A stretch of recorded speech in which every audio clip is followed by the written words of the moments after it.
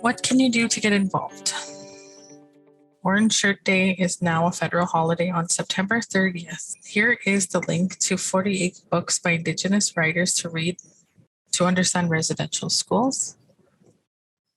So you can review the 94 Truth and Reconciliation calls to action and commit to at least one. You can watch online events hosted by TRC.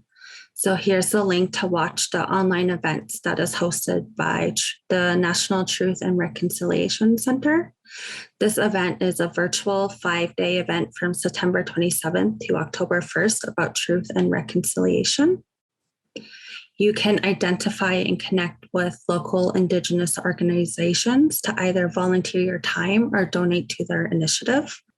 You can also read Phyllis Webstad's book for more information about Orange Shirt Day.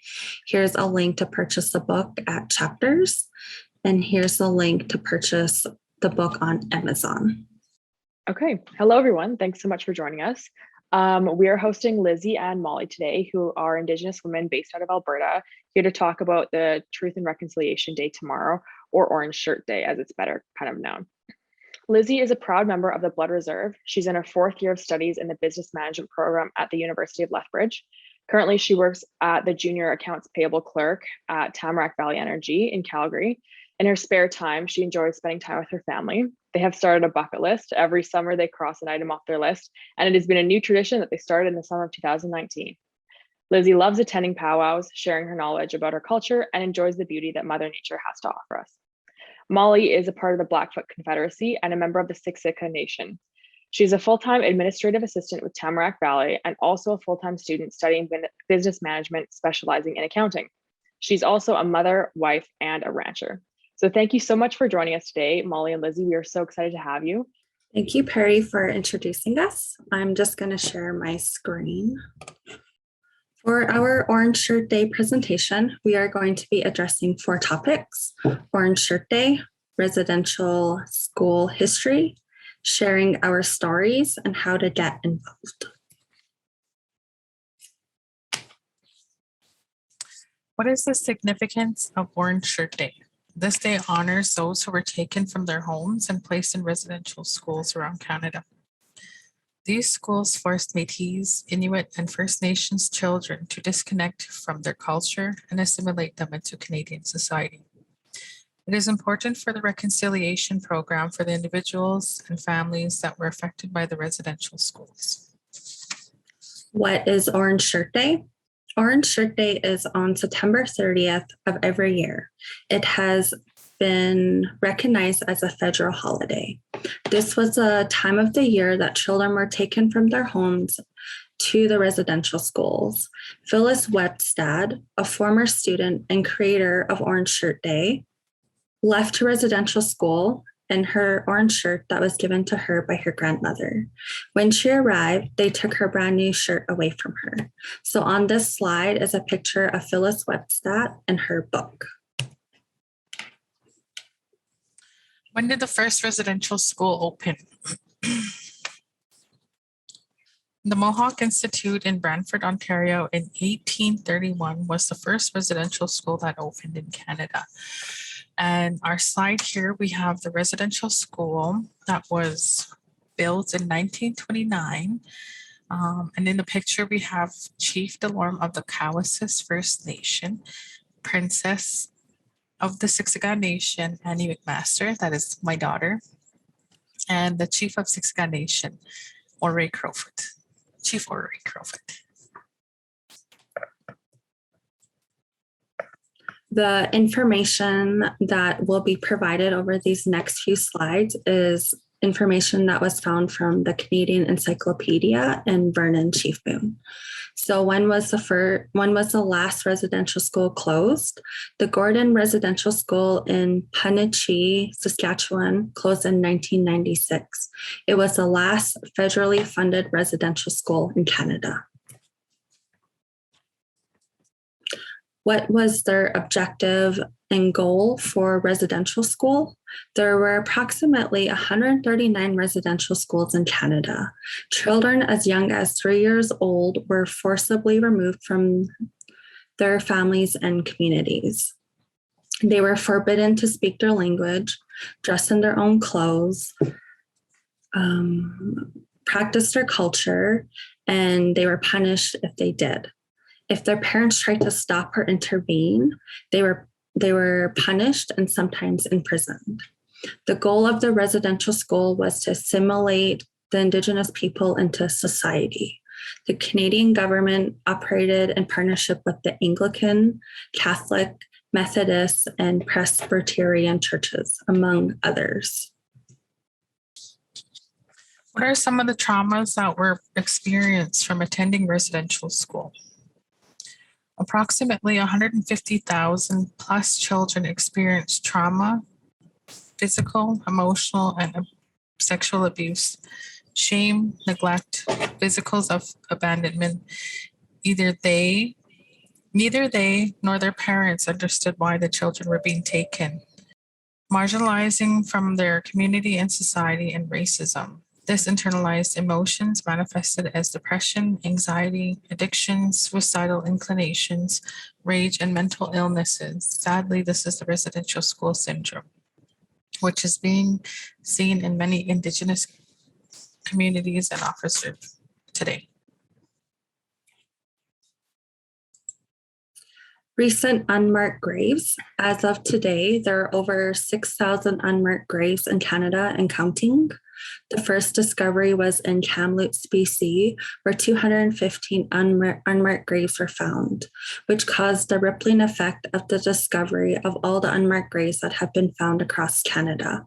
On this slide is a picture of the Kamloops Residential School. There was a candlelight visual for the 215 children that were found on May 28th of this year. A lot of people may think residential school has happened a long time ago, but reality is this is a part of Canadian history that has gone on for at least a century and a half. This has affected the Indigenous communities, especially for myself. For example, my mother was a part of the 60 Scoop. The 60 Scoop was the mass removal of Aboriginal children from their families into the child welfare system. In most cases, without the consent of their families. And she also attended day residential school. My father was fortunate enough to not attend residential school, only day residential school.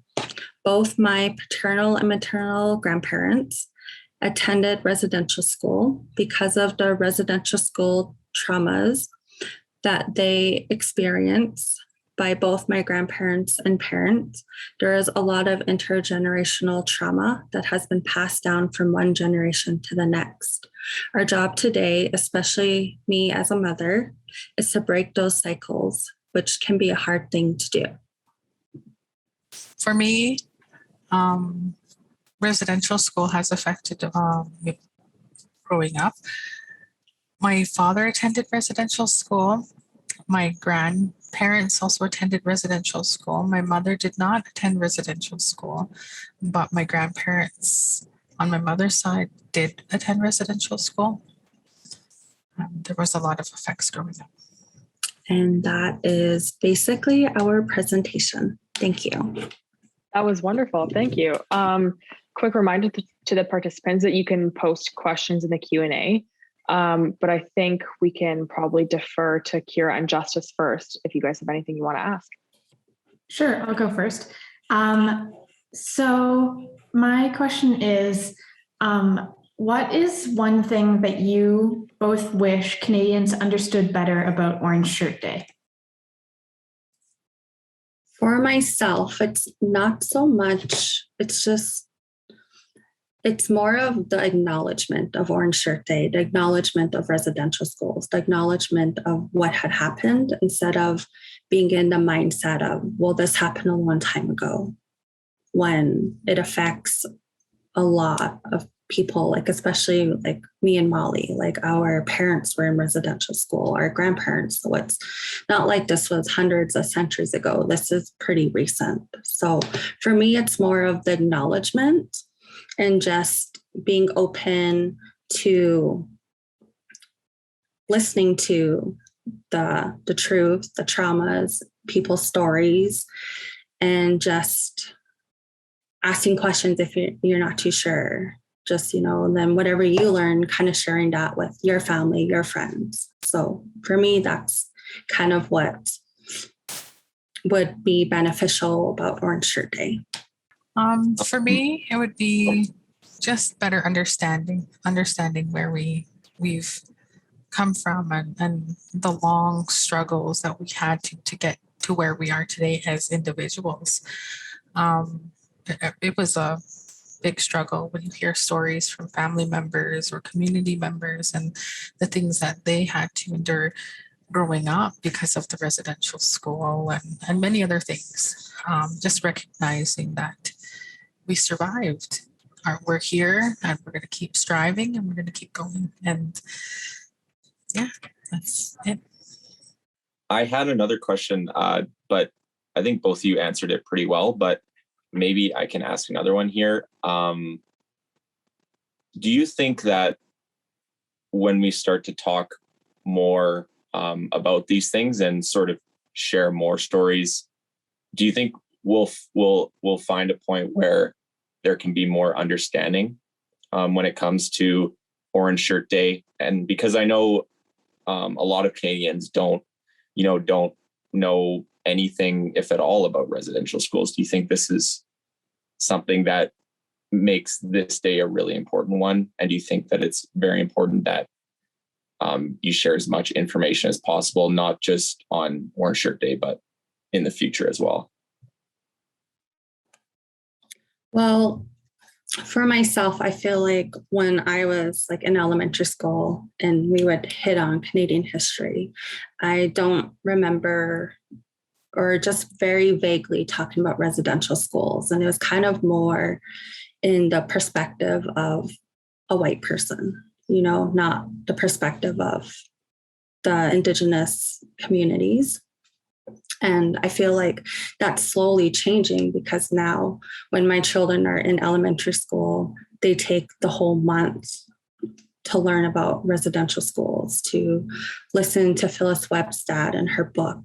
And, to me, that's a lot of steps to where we are going to reconciliation as a whole society. And I remember someone once said, healing is hard. Reconciliation is harder because both parties need to come in from a genuine space. Like they need to both be open-minded, listening to one perspective and being respectful to the other person. Because, maybe from another perspective is maybe they didn't know about the traumas. Maybe they didn't know about residential school. And now they're just recently finding that out today, like right now. So I guess just being more open and just asking questions, whether you think they're little questions or important questions, like it all invites the open discussion and dialogue. And I think that's what needs to happen for people to be able to talk about things, to learn, to grow. So for me, I think that's what's important.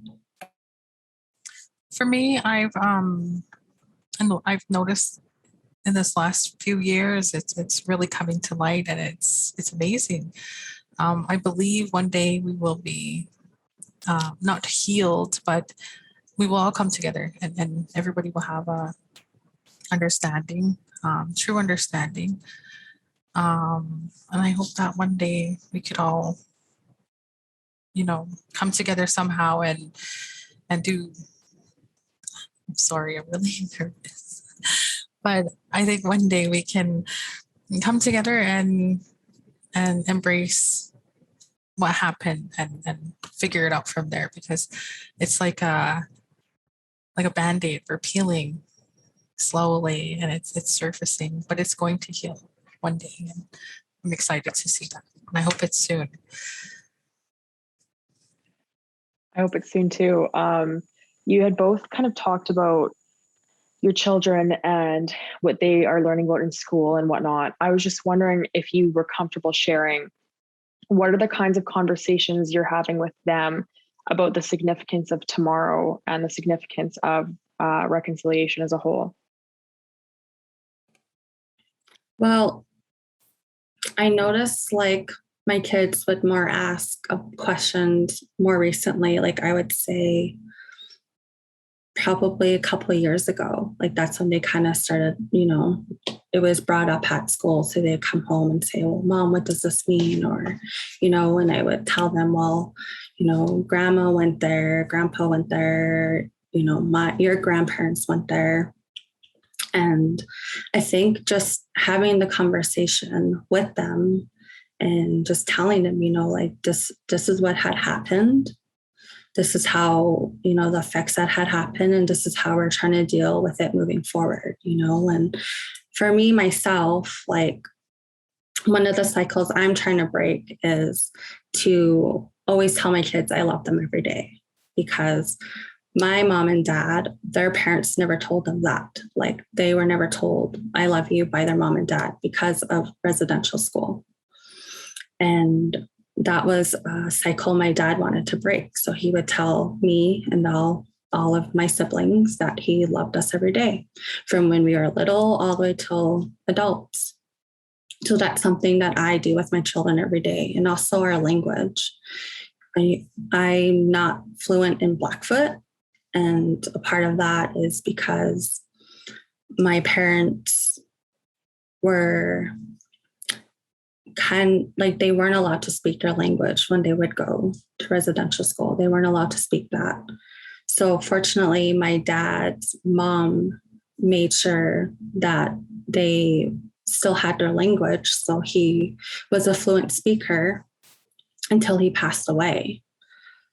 And for myself, I'm not a fluent speaker. I can say some words, but not like hold a whole conversation with someone. So for myself, it's important that my kids speak our language, like whether that's a prayer or days of the week or just greetings. So that's something that we try and instill in my kids, is just our culture, our tradition, being proud of where you've come from. So to me, that's the ways I've been trying to like explain to my kids. And I guess as they get older, then I will share the stories that were shared with me about my parents and my grandparents' experience. But for now, that's like what I can do.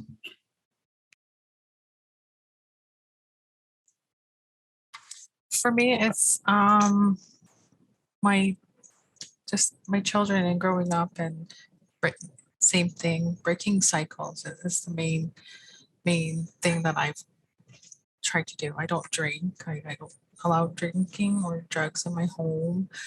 When they first brought Orange Shirt Day home, it was a learning experience for me as well, because I didn't know. I was like, what was your Orange Shirt Day? And so I learned with them instead of them learning by themselves. I learned along with them, and we got into it. And unfortunately, my biological father passed 10 years ago. And this would have been an amazing journey for him. I know it would have hit a lot of points and brought back a lot of memories, good and bad. But I think for that generation, it's amazing to see it finally coming to light, and they're finally getting that recognition, and stories are being told and heard. And it's a lot to take in sometimes.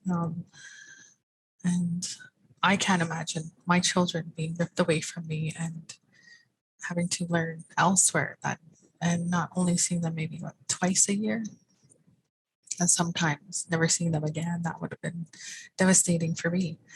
I freak out if they go to the store without calling me or telling me. So for me, it's very important for them to understand and understand and know where they come from, and what this all means. And I hope that they continue on this path and help others as well, and somehow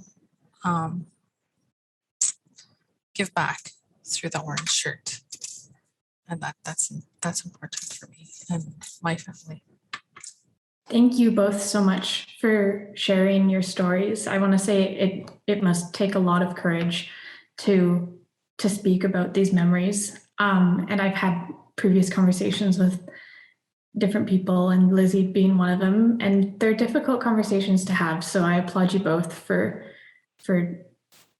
agreeing to join us and talk about this, because I think it's really important. We do have one last question from the Q&A. So someone has asked, I've been hearing the term, quote, economic reconciliation. Can you tell me what that means to you? That's like actually the first term I just heard. So maybe to me, maybe for economic reconciliation is maybe just seeing the Indigenous community like out of poverty, seeing our people like not on the streets or getting an education and just seeing them out of poverty. I'm with Lizzie. That's the first time I've heard that term used. So I will do my best to answer. I think for me, it's not so much taking them off the streets or anything like that. I love to see everybody coming together, helping each other, talking to each other, encouraging each other. And I, as a First Nations woman, I have family, I have friends, I have community members that are on the streets and are struggling. And they just want to be heard. They just want somebody to hear them and know that they're going to be okay. And I think if we can bridge that somehow, I think we'd strengthen each other a lot more. Of course, yeah, there's been a lot of work done, but there's certainly a lot of work to do in the future, right, for everybody. Okay, well, I think that about wraps up our Q&A. Thank you so much for sharing today. I know tomorrow is going to be a happy, sad day for so many people, so I hope you both get a little time to yourselves to reflect and to celebrate and to mourn at the same time. We so appreciate your time and your willingness to share today. That was really, really fantastic. And of course, thank you to the viewers for dropping by. We appreciate your willingness to learn as well. And thank you, everybody.